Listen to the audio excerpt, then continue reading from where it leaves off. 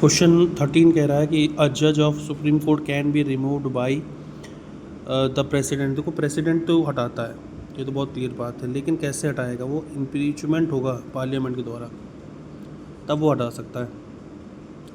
Same question यहाँ लिखा हुआ है कि हाउ कैन अ जज of Supreme court can be removed by the president on the recommendation of the parliament. ये MPPSC PCS 1993, ये आपका छत्तीसगढ़ PCS 2003। तो बहुत सॉलिड बात याद रखो कि जब जज हटेगा तो हटाएगा तो उसको प्रेसिडेंट, सुप्रीम कोर्ट के जज को, लेकिन कैसे हटाएगा? रिकमेंडेशन या इम्पीचमेंट होना चाहिए पार्लियामेंट के द्वारा, ठीक है। एज क्या होती है? 65 ईयर होती है जज की। इसके बाद what is the retirement age of the जज? वही 65C। सैलरीज ऑफ द जजेस of Supreme Court are determined by parliament, parliament decide करता है। Article 125 subsection A of constitution, there shall be paid to जजेस of Supreme Court such salaries as may be determined by parliament by law and until provision in that behalf is so made, such salaries are specified in second schedule।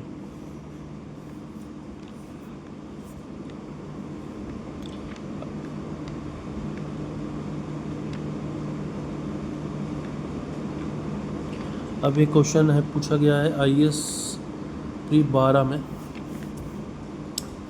What is the provision और to safeguard the autonomy of the Supreme Court of India.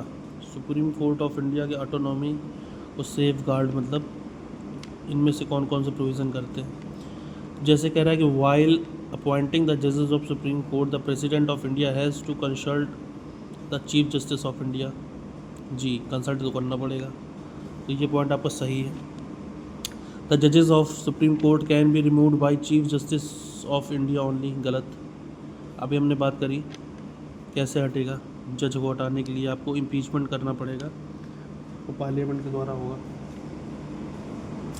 तीसरा, salaries of जजेस are charged on the consolidated fund of India to which the legislature does not have to vote.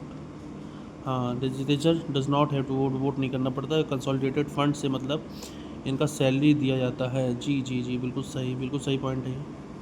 This is point is correct कि consolidated fund से पैसा निकलेगा और उसमें कोई मतलब वोट वाला लफड़ा नहीं है। Which the legislature does not have to vote, ठीक है। Fourth point, all appointment of officers and staff of Supreme Court of India are made by the government only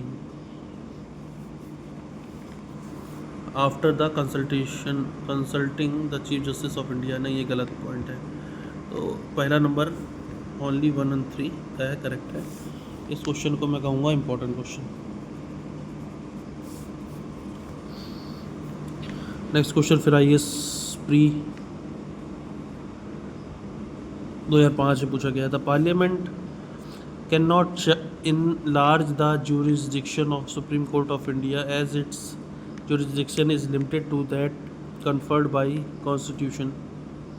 Second point कह रहा है the officers and servants of Supreme Court and High Court are appointed by concerned Chief Justice and the administrative expenses are charged on the consolidated fund। neither one neither two। आओ पढ़ लेते हैं explanation। under article 138 of constitution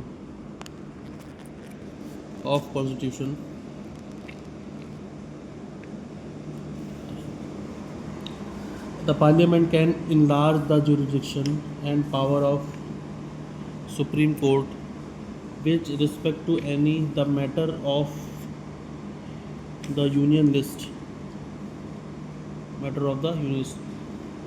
The Parliament can enlarge the jurisdiction and power of Supreme Court with respect to any of the matters in the union list। Thus, statement 1 is wrong। Okay, अब उसको पढ़ते हैं ऊपर। The Parliament can not enlarge, यहाँ word को कह रहा can not नहीं है।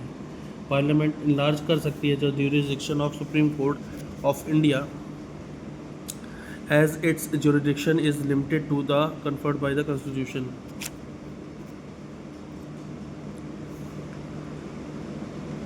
ठीक है, इसलिए रॉन्ग हो गया। दूसरा क्या कह रहा है कि